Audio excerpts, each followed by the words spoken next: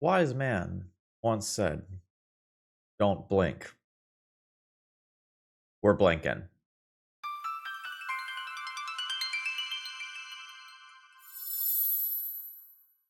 Hello, folks. Phil Gallagher, aka ThrabenU, here for another Legacy video. And today, Funk has asked us to play with a mono white blink deck. And honestly, I haven't really changed much at all here. I only changed a few sideboard slots. The overall idea is solid. Do the whole Phelia, White Orchid Phantom, Guide of Souls, Esper Sentinel nonsense. This is relatively low to the ground, so we have 12 one-drop threats here. And on top of that, we also have Chrome Mox. So basically every card in the deck, other than Solitude, is theoretically live on turn 1. This is lower to the ground than these decks normally are, and we'll see how it plays out.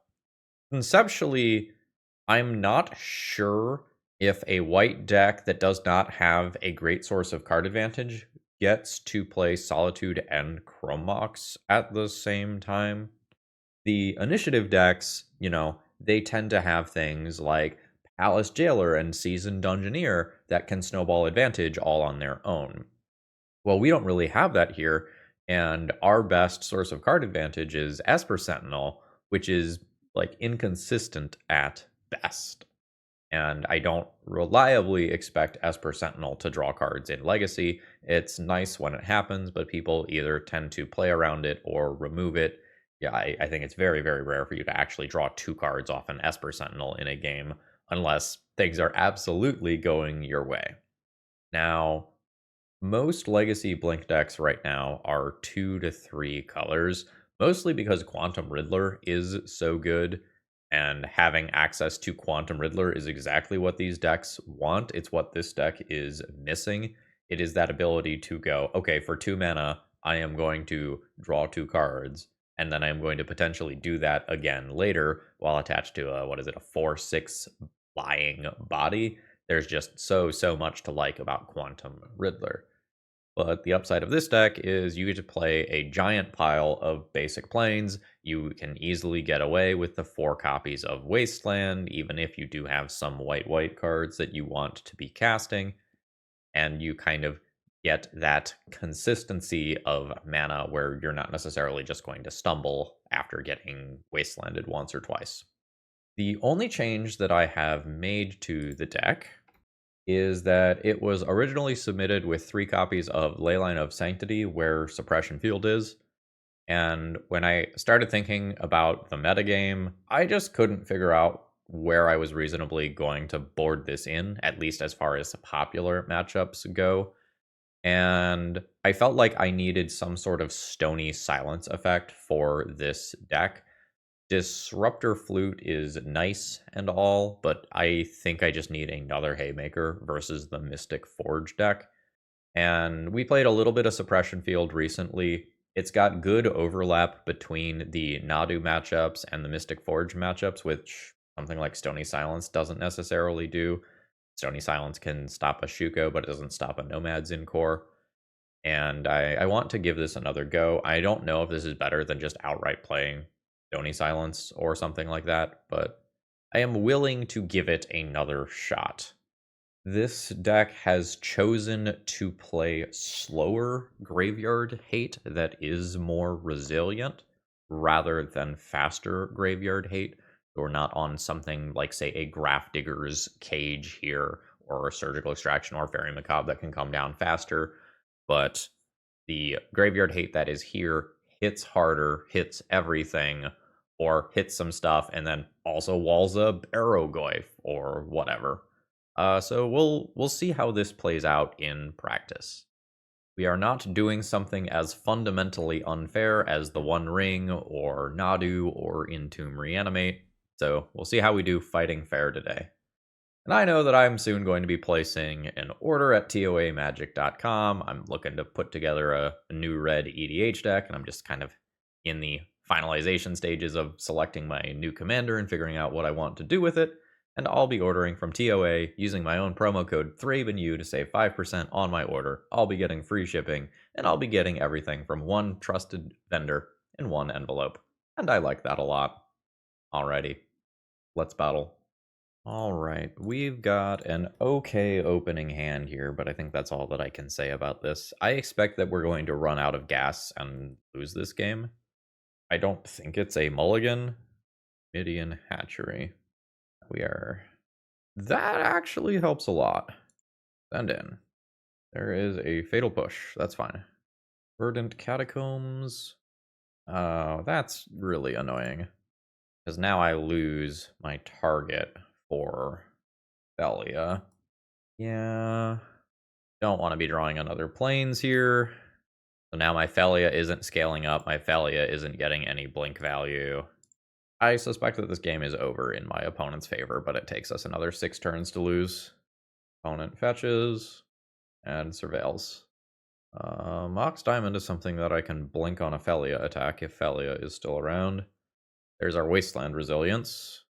Sure, that's fine. Good, obviously.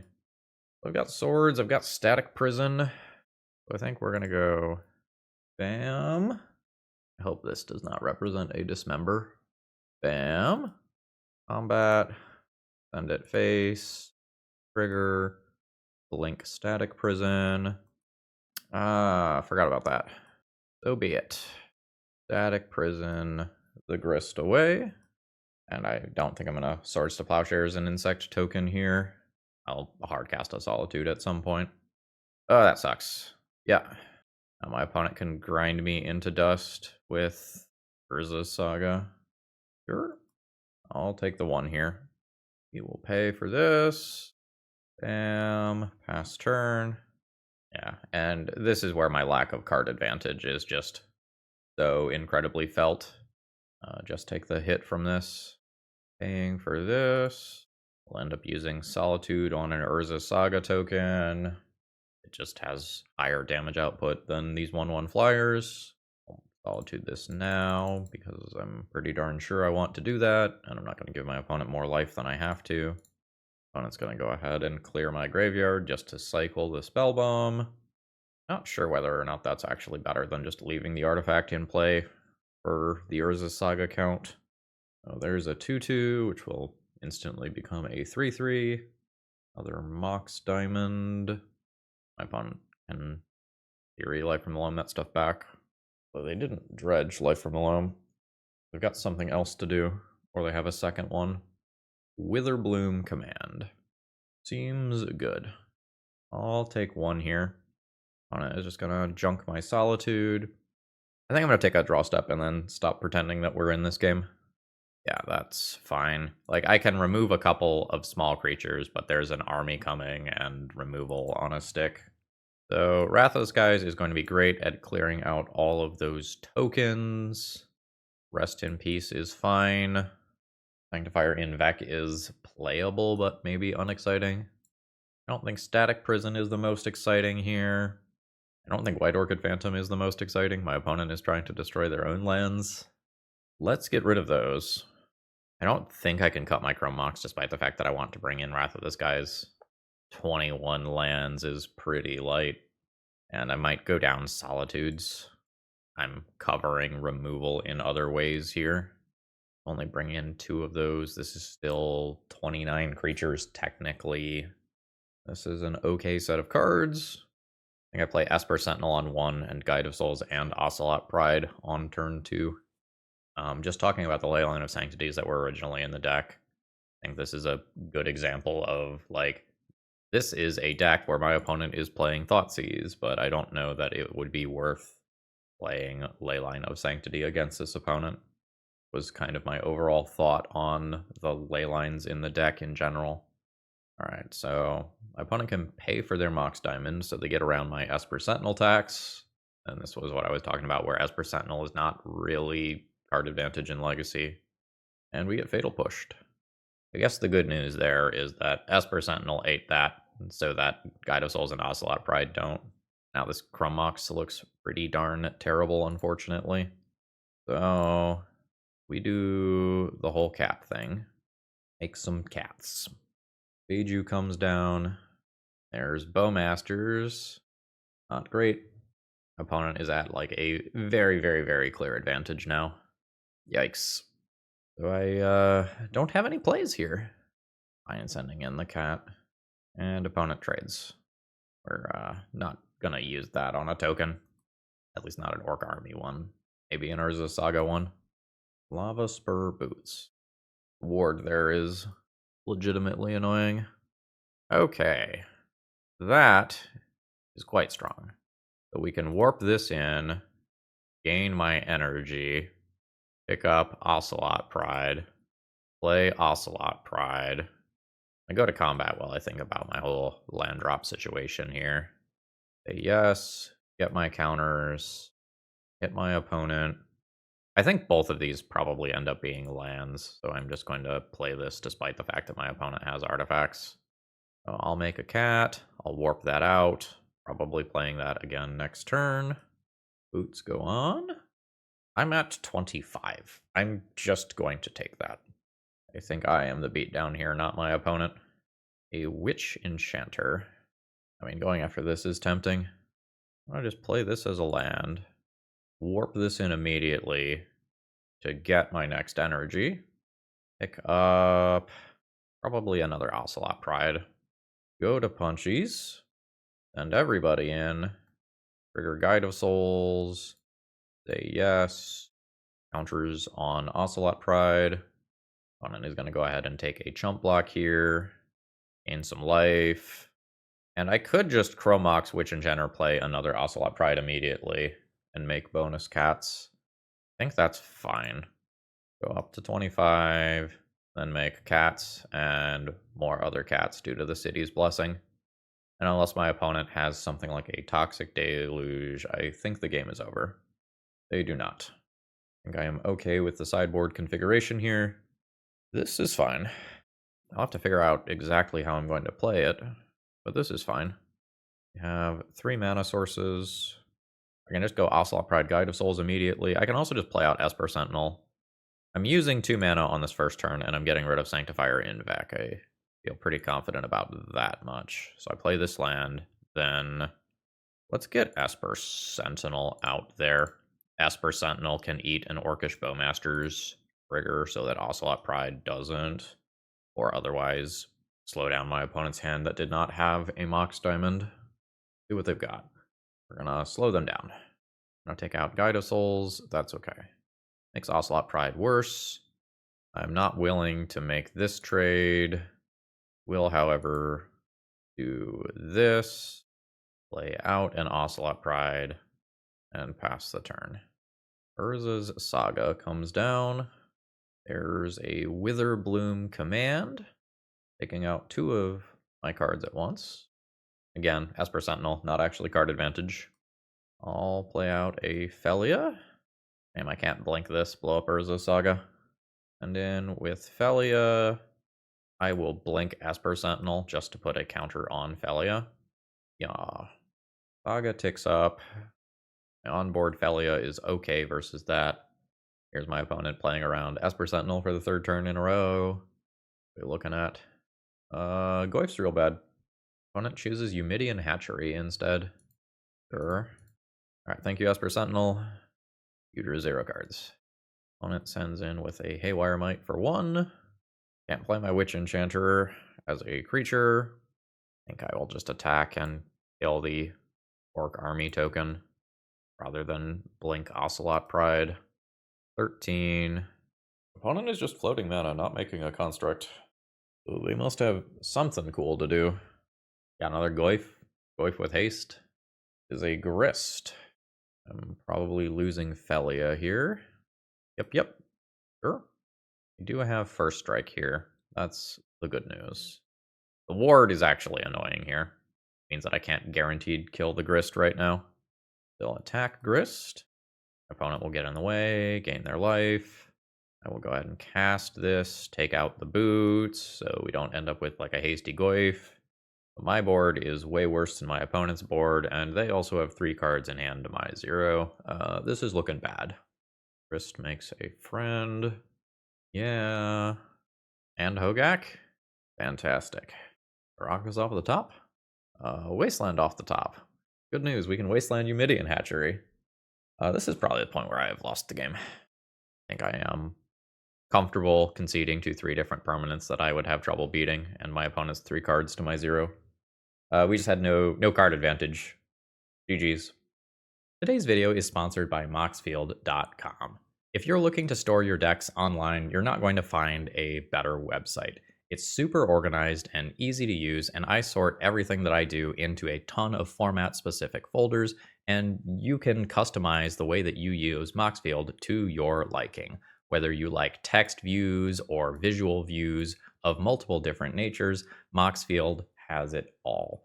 And it's so easy to use, you might even say that it's a snap. All right, we've got a good opening hand that becomes great if there's another white source on top, so that on turn 2 we can Guide of Souls into Ocelot Pride.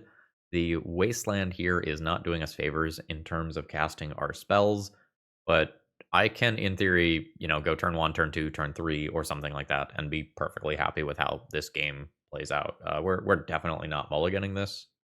Opponent going to 5 relatively quickly. If we're playing against combo, this Wasteland is our only hope. We are not disruptive versus combo. Let's throw down Guide of Souls. Basic Swamp and Thoughtseize. I'll lose Ocelot Pride here. Unfortunately, my opponent's land is not wastelandable. Yep. That is not castable off my current mana, unfortunately. Go ahead and yield here. Send in for 1. 17. We've got Polluted Delta. This is what I did not want to see. Yeah. Alright, opponents made their pile. See if there's anything interesting out here. Opponent's build has Tamiya. Opponent has LED, personal tutors. Alright, got it. There's another Guide of Souls. 23. Now I think we get cheeky. Cast Solitude, junking a White Orchid Phantom, as this will give us 3 energy. Go to Punchies, send in, and 6 energy is enough to do this twice. I'll put some counters here, put some counters here. We're going to hit our opponent down to 2. I'm now going to pass the turn. I'm going to see if my opponent fetches. They do fetch. So now these cards are in a random order. There is a Brainstorm. Opponent does not have blue currently. Now they do. They end up with the blue and the Thassa's Oracle, which is unfortunate. The Solitude potentially forced damage that allowed me to take my opponent off of whatever their Doomsday Pile plan was, because I forced the shuffle. But in this exact line that they played, if I have another white card in hand, I disrupt the Thassa's Oracle kill. Okay. There's Disruptor Flute. That might be about all that I'm doing. I think I'm just going down on removal spells here. The other thing I could do is play a couple of Sanctifier Invacs to have a pro-black thing for potential sideboard Barrowglyph jukes. Alright, I have an okay opening hand. That's all that it is. It is unclear to me whether or not it's actually worth it to play Esper Sentinel versus playing Guide of Souls to try to get as much energy as possible, as quickly as possible. I think I just play Guide of Souls. And it cycles a Street Wraith in response. Polluted Delta? Oh, we're just going now. Well, maybe White Orchid Phantom messes up my opponent's plans. Alright, my opponent has made their pile. Brazen Borrower is a thing. Jace, Wielder of Mysteries is a thing. We will go Witch Enchanter. Yes. White Orchid Phantom. Hopefully opponent just dies. Triggers. Alright. That was Sinkhole. Unclear whether or not Sinkhole will be good enough to win. It's very possible that there is just a bullshit LED line that just kills me from this current position. If I were the opponent, I would have built a pile that beat a Wasteland. Hey, there we go. Now my opponent will do something like a Street Wraith or Edge of Autumn to cycle. Crack LED for triple blue, and that should just kill me from here. There's the Consider and the Oracle. Yep. Not much to be done in that game. GG. Alrighty. Opening hand is fine. I have three different one drops that I can deploy and a real source of card advantage. This is totally fine. I think I play Witch Enchanter the first turn so that I don't show Caracas immediately in case we're playing against. Never mind. Basic planes. I'm gonna lead on Esper Sentinel here. I don't really want to. I want to just play Ocelot Pride so I can attack with an Ocelot Pride next turn and then trigger both of them immediately. That is my preferred way to play out this game, but if we are playing against an Orcish Bowmaster's deck, I would rather Esper Sentinel fall on that sword, and then I get to keep 2 copies of Ocelot Pride. Prismatic Vista. So we're probably playing against a slower, more controlling deck here. Let's get in there. Alright, did not eat a surprise Phelia or anything there, so I guess that's nice. Throw down 2 cats. Good enough for a response. There is a Bowmasters. Pinging the Esper Sentinel. Again, Esper Sentinel is not card advantage. Now I'm just going to get dazed. New land drop.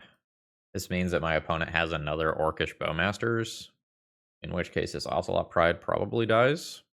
But there's a timeline where it doesn't. So, let's try to play the timeline where everything goes my way. So there's the new Bowmasters. I want my opponent to ping my face. They did not. Unfortunate. If they ping my face, I can remove the Orc Army token, and then still have the Ocelot Pride for Ocelot Pride Guide of Souls crimes.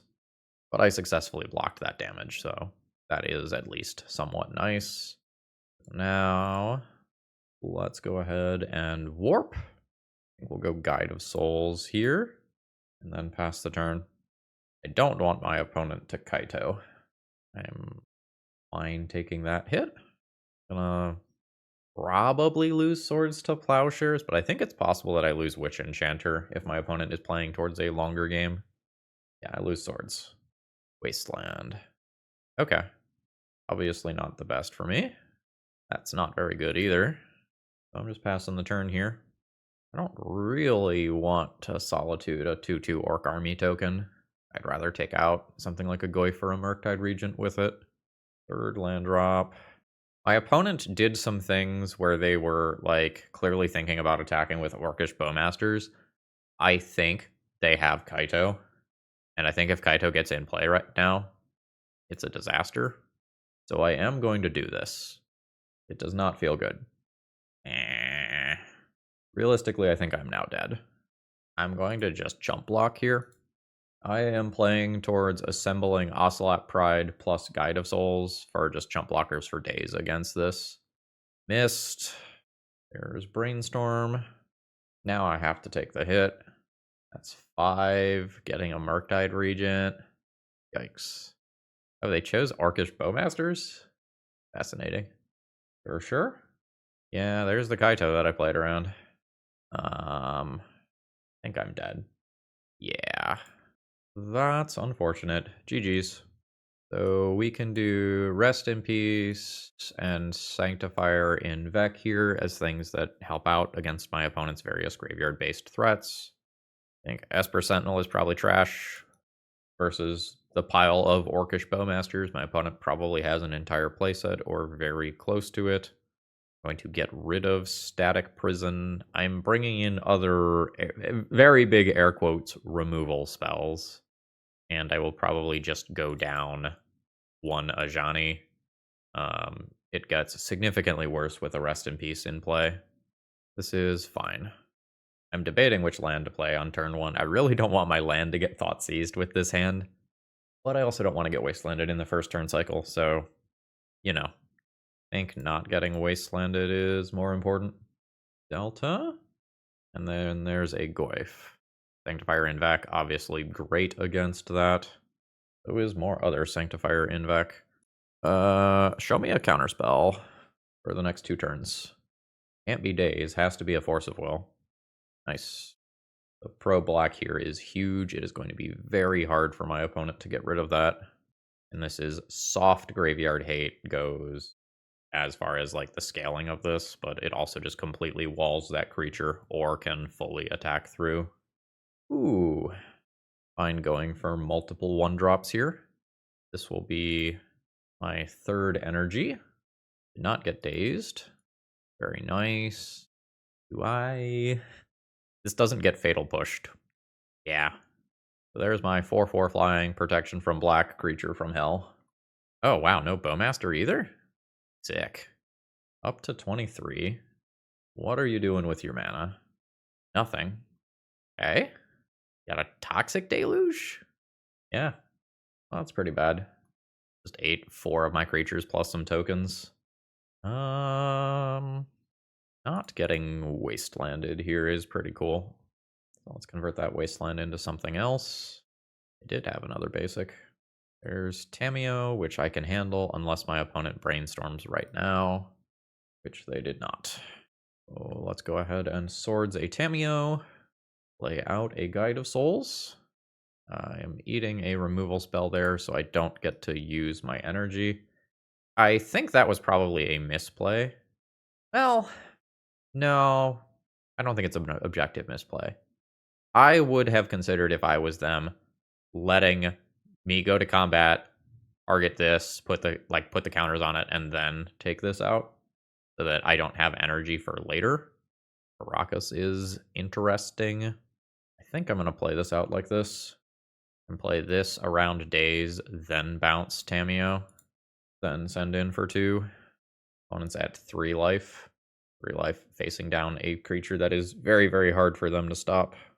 They could play Tamiyo and then another cantrip transform Tamiyo, and I can't kill them in 1 turn. There's Tamiyo. There's the next cantrip.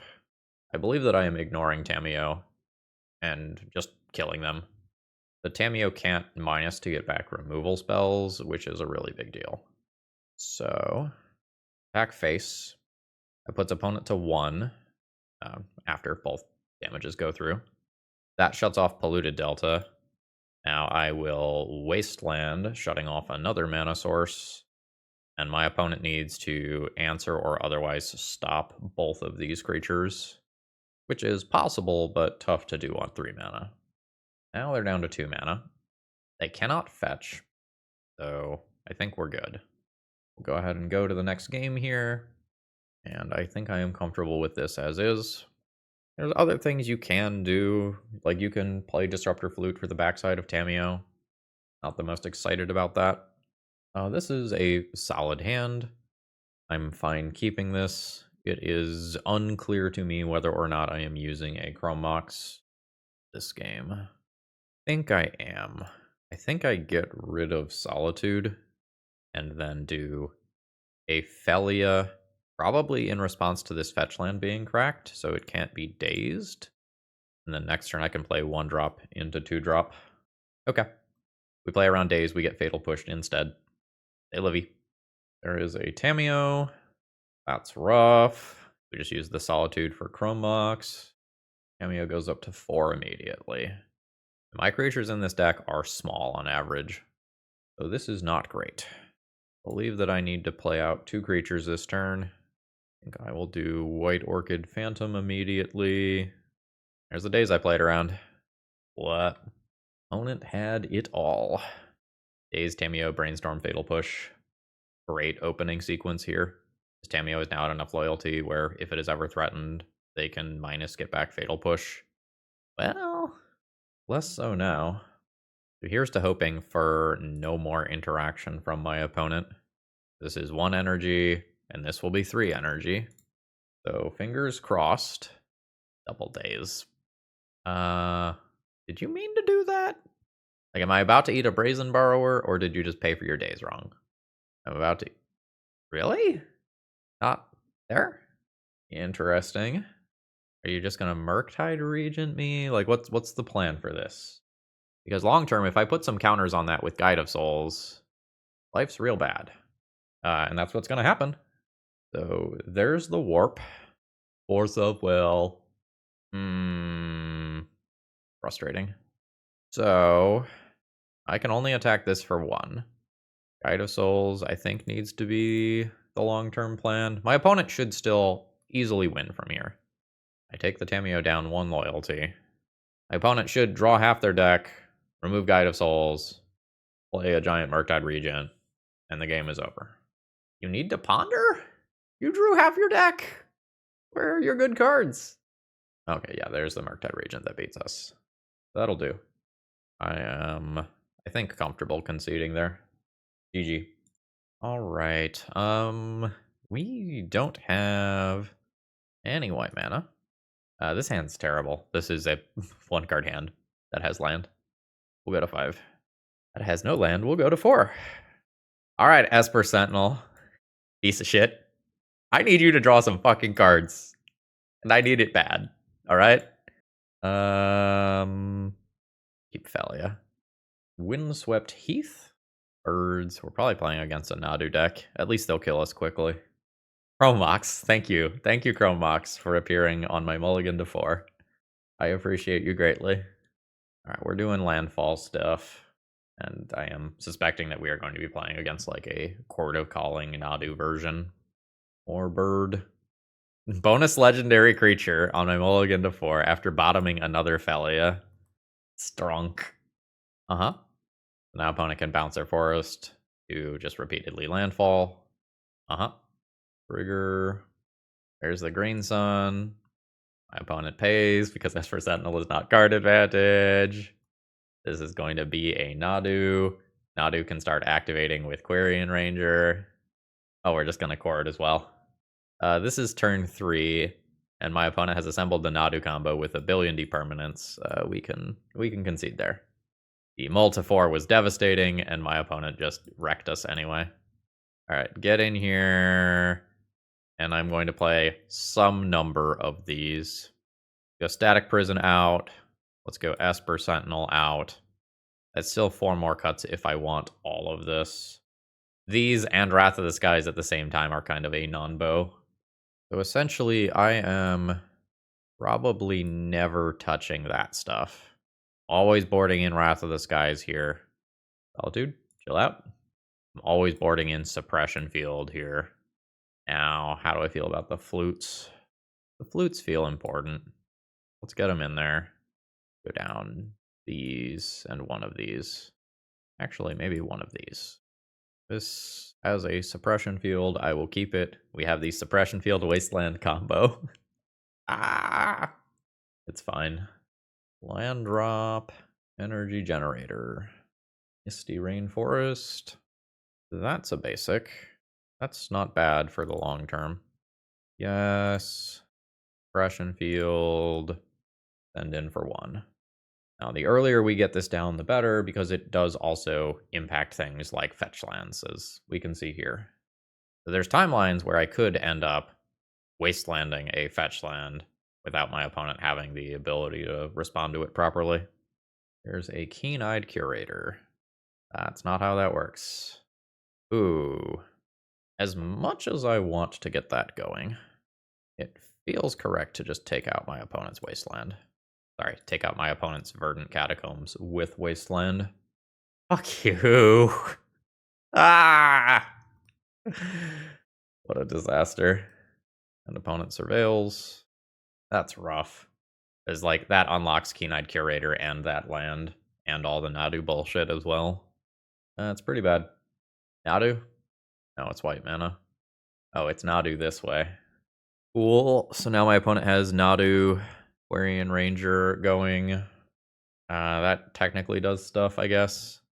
Not in a very exciting and sexy way, but it does stuff. Yield to that. Do the Disruptor Flute. Yeah. They get Collector. Oof. We'll shut off Quarian Ranger.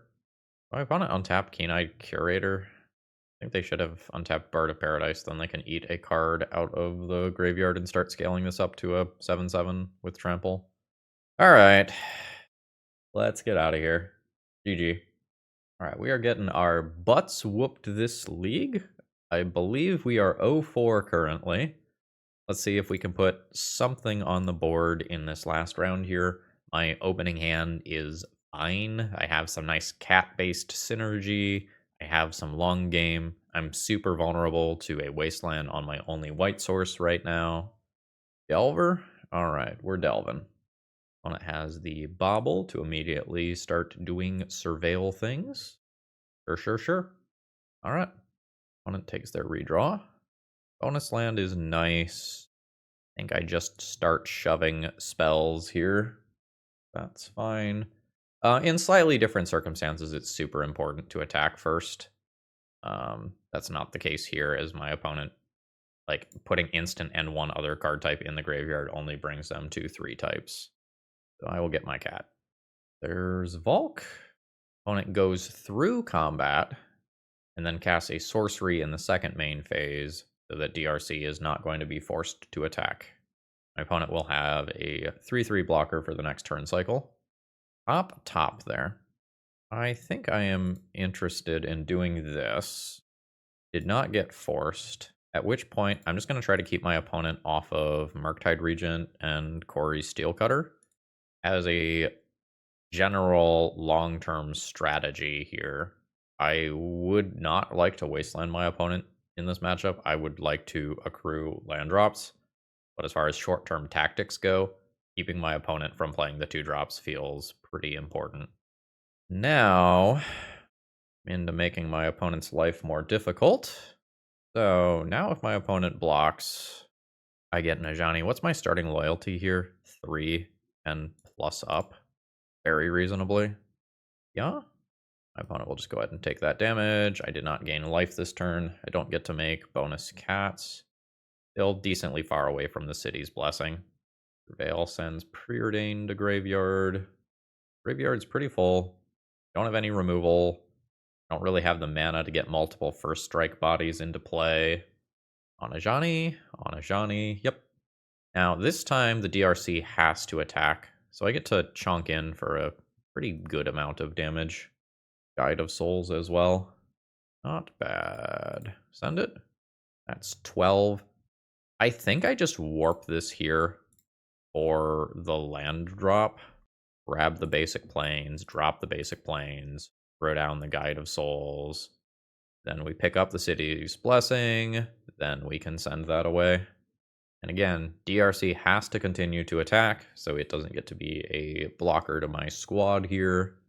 Wasteland takes out Caracas. Cameo. Don't do it. Don't do it. That's fine. I'm much more afraid of a brainstorm there, making it so that these don't have power and toughness. Cool. Nice. So we'll send in. Opponent can block 1 cat. Go to 7. Then I deploy another Ocelot Pride. And guess what? I gained life, and I have the city's blessing. So there's 2 tokens, and then there's 4 more. And that's enough for my opponent to concede. All right, we got a win on the board. Sanctifier in Vec as a pro-red creature is okay. And I'm gonna think about this stuff. Don't feel like Static Prison is reliable removal here. Most of the rest of my cards are, like, fine. White Orchid Phantom doesn't line up well versus the 3/3 attackers. I think I'm going to turn those into Sanctifier Invex in terms of filling my slots. I need 2 cuts if I want all the copies of Rest in Peace, which I probably do. I'll probably just trim Esper Sentinel, despite the fact that my opponent will, in theory, trigger it a bunch. Like, this is annoying for a red deck if I don't have Rest in Peace. I think I'm fine with this. This is a rock-solid hand. If Witch Enchanter was a basic plains, it would be even better. I would just like to draw more land here. Great, I'm not under the gun from a turn 1 threat. That is fantastic. All right, listen here, you piece of shit. It's been 5 rounds. I don't think you've drawn me a card. Will today be the day? No. I'm going to give you the pass here, though. You did return an ETB tapped land to hand, so maybe opponent goes another turn without deploying a threat. Cool. That's 2 dazes in graveyard. I don't care about Rest in Peace, but my opponent might. I'm gonna play one of these and see if it eats a hard counter. It does not.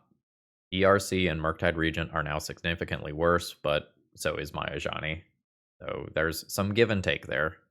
I don't want to get wastelanded right now. There's a Tameo.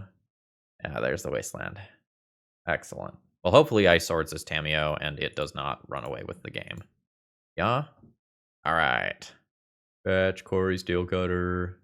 Alright, we made this card significantly worse. And then there's Ponder. My opponent junks another DRC. And unfortunately, I have a fist full of 2-drops. My spells are resolving, which is nice, but like one of these is a dead card. Yeah, this is what I don't want to see. No second spell. No second spell. What? So you intentionally missed out on 3 points of damage? I don't understand. That is another DRC. I'm going to take 4 here. I'm at 13. I'm just not going to play Magic, apparently. I think I just straight up need to do this. I'll do it on my turn to make it less likely that Corey Steelcutter triggers. I'm going to take out a Prowess Body this time and leave them with a DRC. I think my life total is a more immediate concern than their selection. Wasteland is very bad for me. Yeah. I'll take 3. God. Ah! Alright. Now I'll take this one out, because in the short term it's dealing more damage than this monk. There's a land drop. It's blue. Okay, yeah, that's what I thought. I'll take 2. Ah! Like, all it takes is resolving a Phelia, blinking out 1 token on the first attack, and I think I am stable. That costs me 3 life. Very rough. I'm going to do it. I'm dead to so much stuff now, including just Lightning Bolt face. I should be dead already, because my opponent missed 3 points of damage. They had the Bolt as well. That is a very, very rare 05 league. Oh wait, I'm still alive. I get another game. Okay. Anything changing here? Do I want, say, Wrath of the Skies for Corey Steelcutter? Relatively bad at answering that card. I'll play a couple. The issue is that I am usually going to be the person with more permanence. I'm definitely fine keeping this hand. And now I just have to figure out how I'm going to play it out. I think I'm just going to play Ocelot Pride on 1. Actually, I could do Phelia on 1 around a daze. That's fine. Well, Phelia here, this lets my opponent know that I have it, but like, let's be real. If I'm passing a turn on turn 1 with 2 white mana open like that, it's very clear that it's Phelia anyway, right? Let's see if we get bolted. We do get bolted. That is a terrible draw. Now I'll go ahead and play Rip.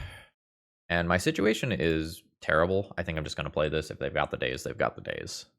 They've got the days. But it is turn 2, and I'm out of gas. My opponent has 7 cards in hand. We will probably concede this one relatively quickly. There's Bobble. Opponent takes their redraw. Sanctifier in Vec is kind of redundant here with Rest in Peace in play already. It does resolve. Opponent fetches. There's the Bobble. So this is pro-red, but the monks that are created here are white. So this is problematic. Opponent just passes. I think conceptually they are the beatdown, but I think they just missed damage. Opponent brainstorms. Has the fetch to clear that brainstorm, and presumably will play another spell. Yeah, Corey Steelcutter is going to destroy me. Alright, opponent figured out that they are the beatdown. Ocelot Pride is not very good here. I'm just gonna randomly surveil before they see what the rest of my turn is like. For no reason. Yep. Wasteland can take out my Caracas and let a Tamiyo do Tamiyo things. There's another Corey Steelcutter. We can move on. This deck has proven itself as an 05 deck. GG's. League over. Alright, let's wrap this one up. Overall thoughts on the deck list. Needs another color. I think we just need blue for Quantum Riddler, or we need red for some things like Amped Raptor and to make the backside of Ajani more threatening. This deck in its current form just did not feel powerful. Esper Sentinel was dead weight throughout the league. Static Prison was something that I boarded out in most rounds. The card disadvantage of having Solitude and Chrome Mox simultaneously was definitely something that I felt. If I didn't get like Guide of Souls, Ocelot Pride going very, very quickly, I just didn't take off much. Sideboard was fine, but when you compare what this deck is doing to what, say, a 2 to 3 color deck that has like Starfield Shepherd and Ephemerate, like the end game there is so much better. I don't know if we are doing something unfair enough for current Legacy. We go into blue, we could play Tameo too, just saying. Good card is good. And with that, I think I'm going to go ahead and call it a day. I hope you enjoyed watching me get my teeth kicked in today. Have a great rest of the day, folks. See ya.